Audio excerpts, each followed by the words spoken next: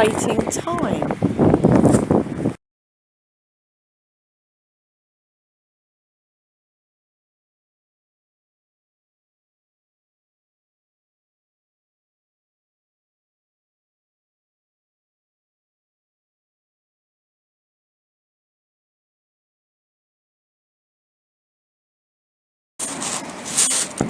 Just walking along, just contemplating time, you know.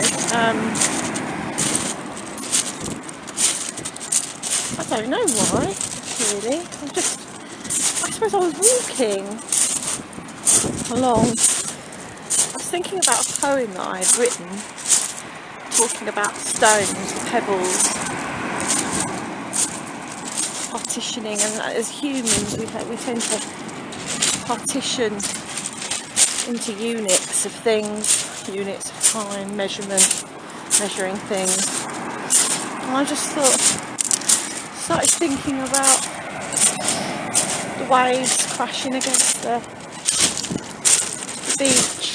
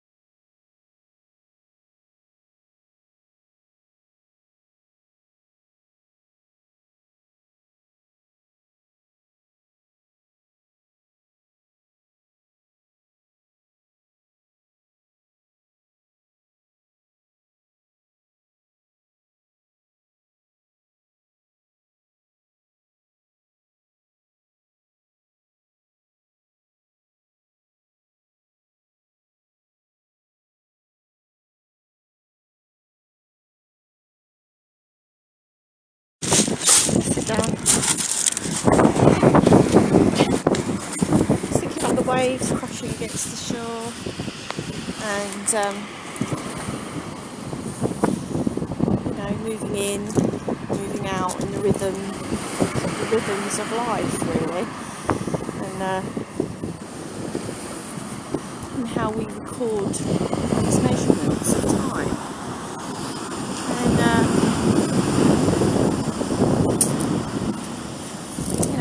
seconds, minutes, hours, days, weeks, months, seasons, decades, millennia.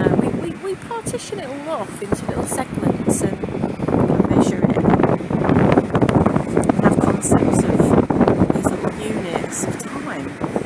And I was thinking about the steps as I was walking, sort of the rhythm of the steps, and the heartbeat, breathing in and out like the waves, in and out, sure.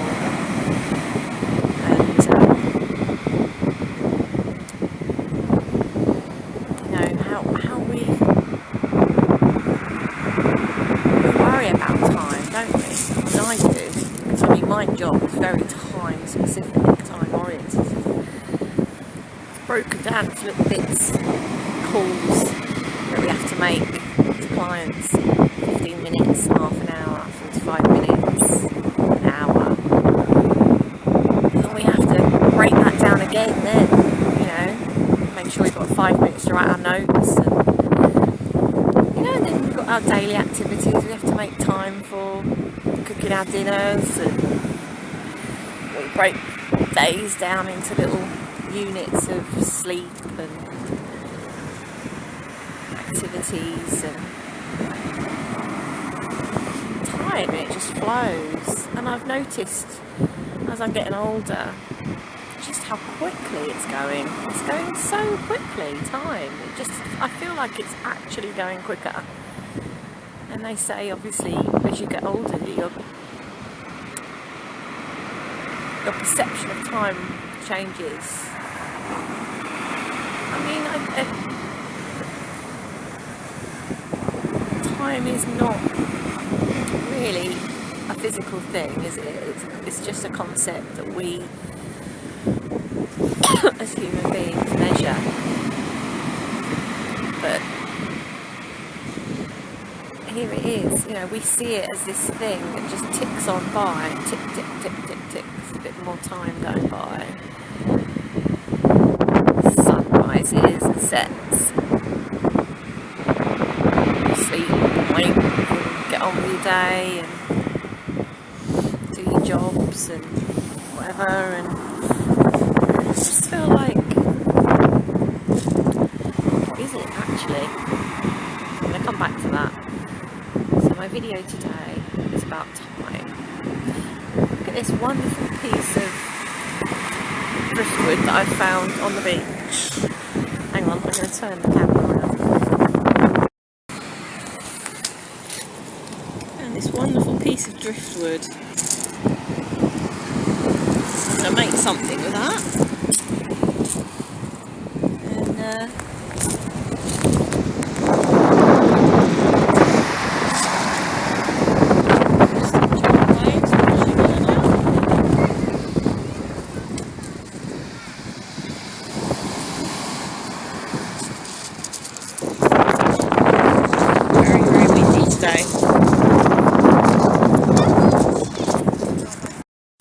so someone requested that I talk and do a video while I'm doing art.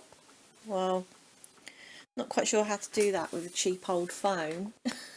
So this is what I'm doing at the moment. I'm doing a time for the beach on the driftwood that I found on the beach the other day when I was talking about time. So I thought I'd do time for the beach. And maybe I'll talk about time.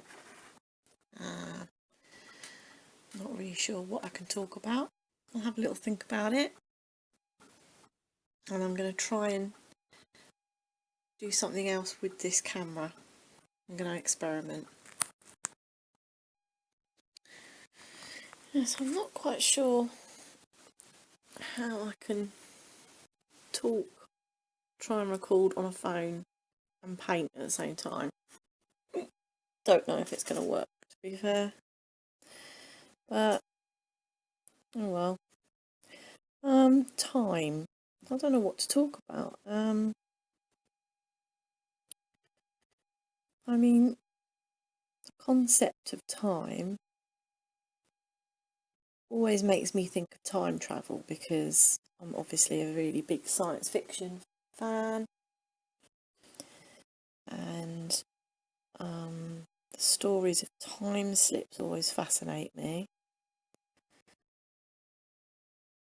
So I do think about that quite a lot. I wonder about how that would work, if we would be able to actually control time by travelling through it, like being able to actually create something, a time machine, and if that would, how would that work? And if not, have people actually travelled through time through these time slips?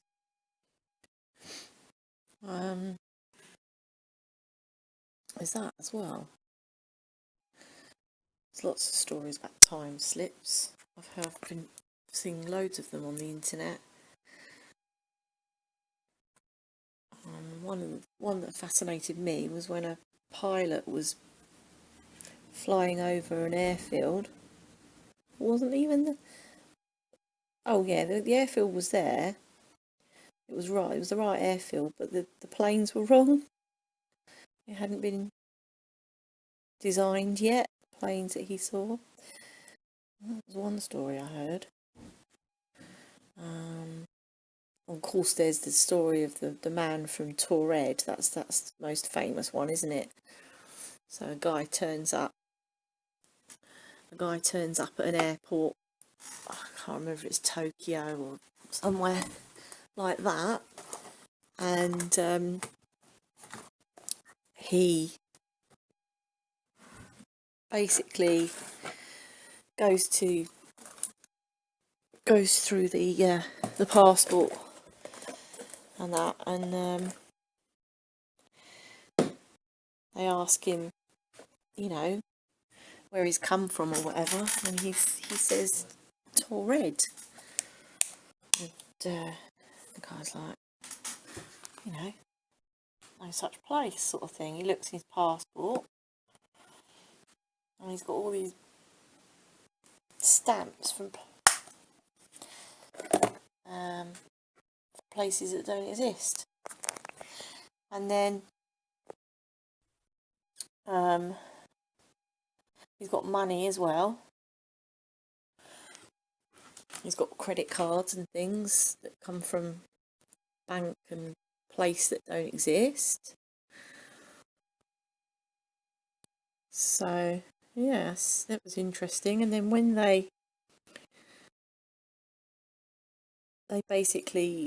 detained him and put him up in a hotel, and when they went back to question him the next day, the guards said he'd not moved out of the room, but he wasn't in there anymore. He'd gone, disappeared. And the things that they'd confiscated from him, like his passport and everything, and had locked away, that had disappeared as well. So that was weird.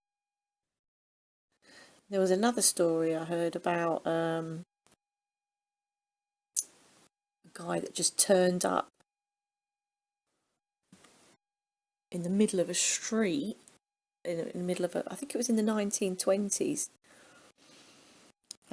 He just appeared in the middle of a street and got run over, and he was basically had clothes and things on him from like the 1800s or something. That was weird. What else? There was one I remember was about a shepherd who basically went into a cave after a lamb or a baby goat. I can't remember if it was a lamb or a baby goat. And the other shepherd said he just didn't come back out, and they went in and he'd gone, disappeared.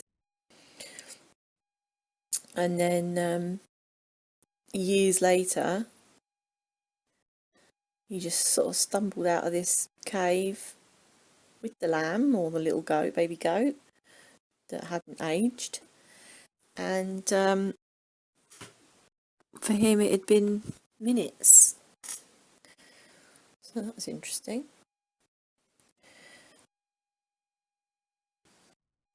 What else?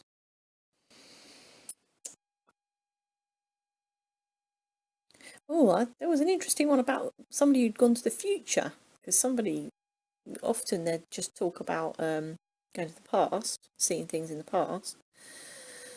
Well, this one I remember, I was driving. He was driving and he basically got lost, didn't recognise where he was, and then he pulled to the side of the road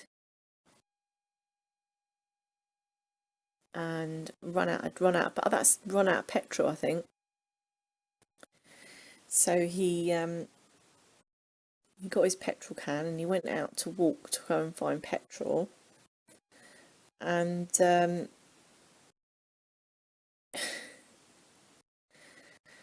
he came across this house that looked really strange. And then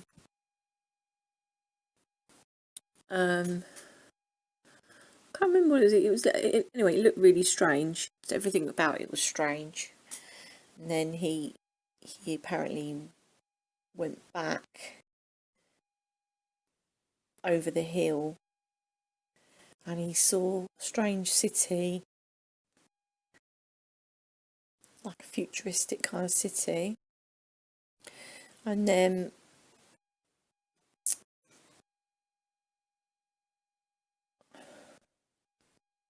I think he went back to go and find his car, and he couldn't find the car. And then he came back. He was going to find a phone in the house, a strange house. Went back to find a phone. I think this is the story. I could be completely wrong. And then he couldn't find his car, but then he realised that he was back where he thought he was, in his own town. But he never found his car, so his car obviously stayed in the future. So that was one. Apparently there's a place that frequently has time slips. I can't remember if it was Liverpool. I could be completely wrong, but anyway, there's a particular town, like just a normal high street kind of town, that often has time slips. There was somebody who walked into a bookstore, and as he walked into the bookstore, he realised he was suddenly in an old-fashioned clothes store, and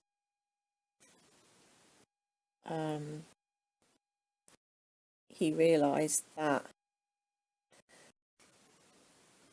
there was a woman there also that looked out of place and confused, and then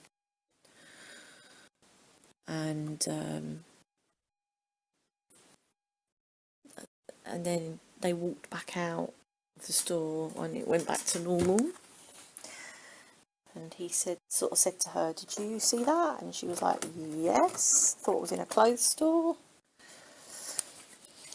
So, yeah, that's time slips. Apparently there's quite a few people that have had kinds of time slips. I've had something interesting happen to me, not necessarily a time slip, but it was more like a sort of a... Ooh, nearly sat on the cat. I was walking up one road, like a teleportation. I was walking up one road, and I knew exactly what road I was walking up.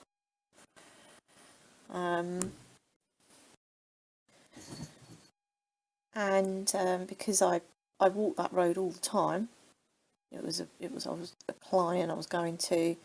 I knew exactly where I was going. And then there's another road adjacent to it, and I knew which road I was going up because of the landmarks. I saw a particular house I always passed, and I passed the house, went up the road that I was meant to go up, go to my client, looked down at my feet, looked back up again, and I was in the other road.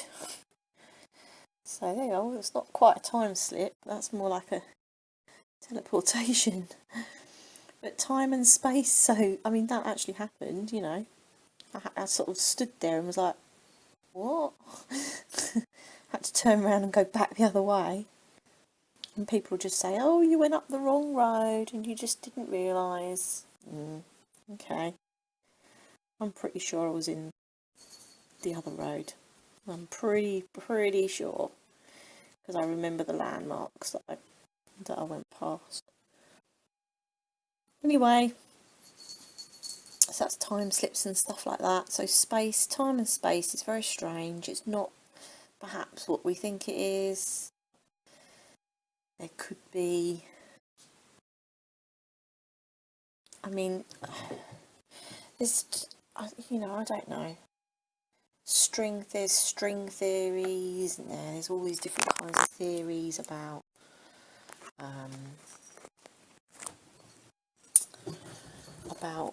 how time and space is, perhaps these dimensions and time and that are very close together. I don't know. It's all very strange. Who knows?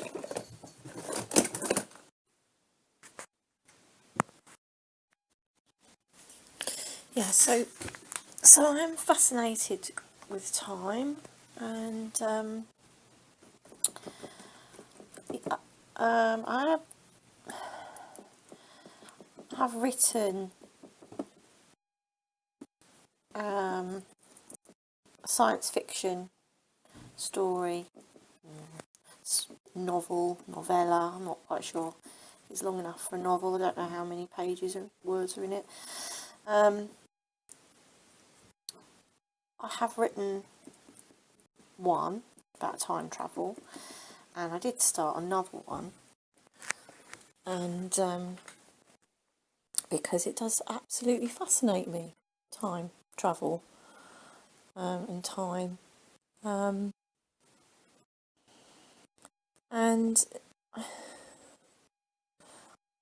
I think I remember at one point when I was researching that you need to travel one way, like forward or back.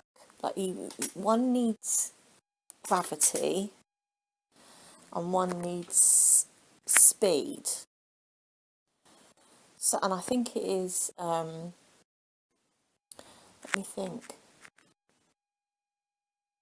Speed. I think it must be speed. To go faster than the speed of light would be to go forward. And to go backward, you'd have to manipulate gravity. I believe that's the way it works. It's all to do with the way space and time interacts and stuff. So, anyway, I don't know what else I can say about that. I did read years and years ago when I was in my 20s. I attempted to read Stephen Hawking book. I can't even remember what it's called now. Theory of.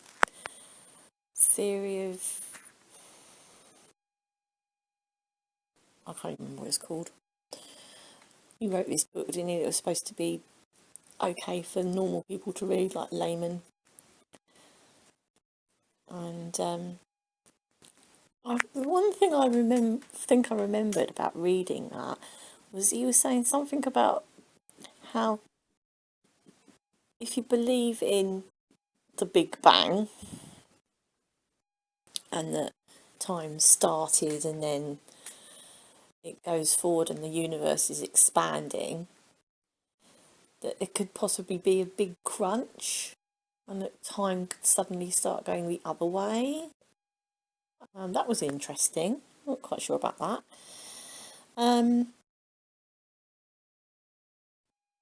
Yeah. So, I mean, I don't know. I need to really have things in front of me and do some research before I start talking, because I sound like a complete lunatic. I don't know what I'm talking about. I'm not really sure about the Big Bang. I mean, I am a Christian. I mean, that's another thing that interests me, because I am a Christian. I'm a Bible believing Christian. And when I was looking at things about time and time travel, and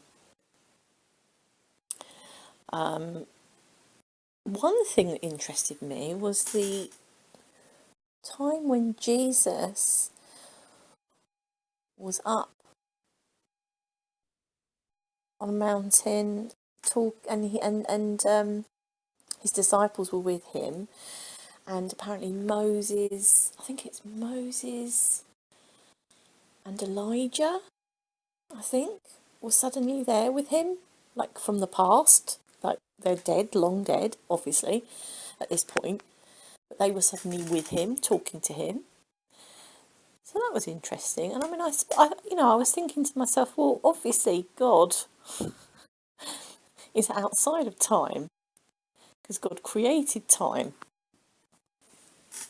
So obviously God's going to be completely outside of time, because he's created it. So he can do whatever he wants with it. He can, if he wants to manipulate time, he can manipulate time. Of course he can.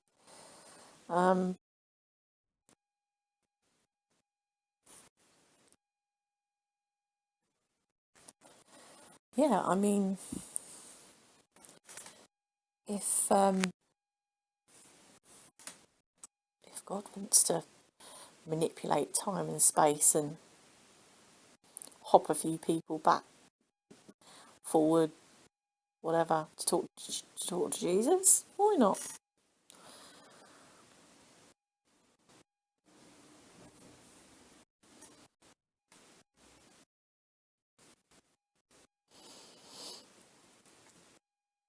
I've no idea what I'm doing here. I'm just painting and talking, and the painting's probably going to be rubbish, but we'll see. I don't know.